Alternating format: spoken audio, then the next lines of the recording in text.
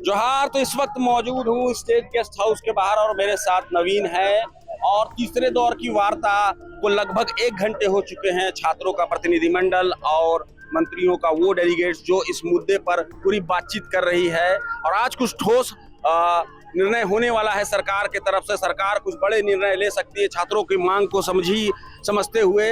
मुख्यमंत्री ने भी कुछ आश्वासन दिया है कि आज कुछ बड़ा हो सकता है, ऐसा उम्मीद लगाया जा रहा है। तो नवीन, लगभग 1 घंटे से ज्यादा की बातचीत यहाँ पर जारी है।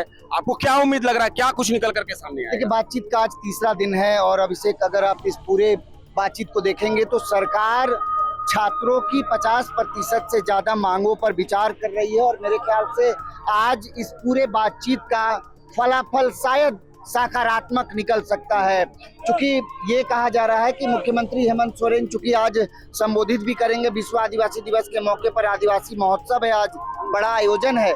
ये माना जा रहा है कि मुख्यमंत्री हेमंत सोरेन अपने संबोधन में छात्रों के लिए कुछ वहाँ कह सकते हैं। कुल मिलाकर ये है कि जो तीसरे दौर की बातचीत है, अभिषेक, कल जिस तरीके से मंत्रियों ने कहा कि अब छात्रों से जो बातचीत हुई है, इस पूरे बातचीत को मुख्यमंत्री हेमंत सोरेन से अवगत कराएंगे और उसके बाद सीएम हाउस से जो निर्णय आएगा उसके बाद छात्रों को बताया जाएगा। तो जाहिर तौर पर देखिए, एक चीज तो है कि पूरी कोशिश है, कल जो 10 तारीख को विधानसभा घेराव करने की बातचीत छात्रों की तरफ से की जा रही है, कुछ ना कुछ हल निकालने की कोशिश है।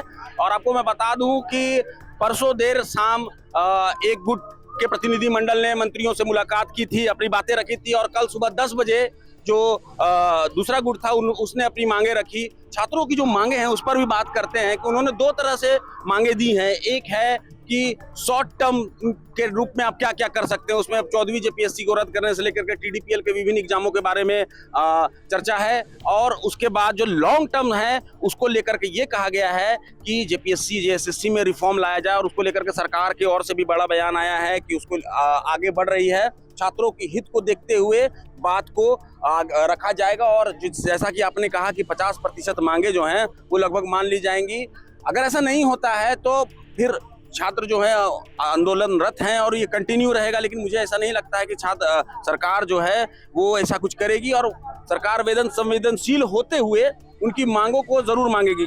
देखिए अभिषेक, एक दो चार बातें जो मतलब सूत्रों के हवाले से आ रही है हम लोगों के सामने। एक तो ये है कि जो सीबीआई जांच की मांग जो छात्रों ने प्रमुखता से अपने मांग में रखा है, हो सकता है कि सीबीआई और सीआईडी जांच के इतर जाकर के सरकार कोई न्यायिक जांच की बात करे। ठीक है, तो न्यायिक जज से जांच की बात भी छात्रों ने की तो हो सकता है कि न्यायिक जांच की तरफ जो है सरकार जा सकती है। दूसरी बात कि आपने कहा कि 14वीं जेपीएससी जो पीटी की परीक्षाएं हैं, इसको चूंकि प्रीलिम्स हुआ है तो इसको रद्द करना आसान है सरकार के लिए, तो वो रद्द हो सकता है। साथ ही जो परीक्षाएं जो अभी ये कह सकते हैं कि प्रक्रियाधीन है, टीडीपीएल के द्वारा ली गई एग्जाम और प्रक्रियाधीन भी है, और जो प्रक्रियाधीन एग्जामिनेशन है उसको जो है रद्द किया जा सकता है। रिफॉर्म से जुड़ी जितनी भी जो वैधानिक मांगे हैं छात्रों की, उन मांगों पर सरकार विचार कर सकती है।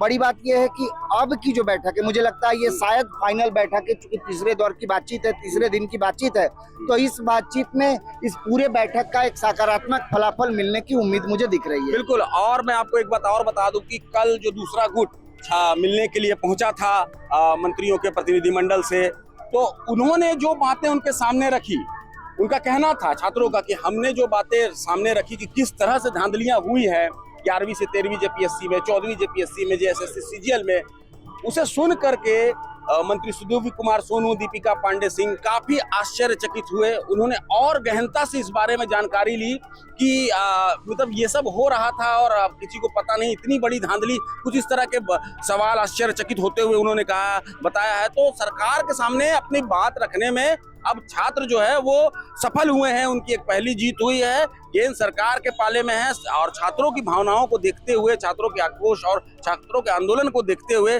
सरकार कुछ ठोस नतीजे पर पहुंच सकती है, यही उम्मीद हर कोई लगा रहा है। हम इस पर लगातार बने हुए हैं और जैसे ही कोई अपडेट और आएगी तो आप तक सबसे पहले पहुंचाने की कोशिश करेंगे। फिलहाल इतना ही। मैं अभिषेक आनंद, मेरे साथ नवीन, हमें दीजिए इजाजत। जोहार। प्रभातखबर.com, विश्वास वही, रफ्तार नहीं।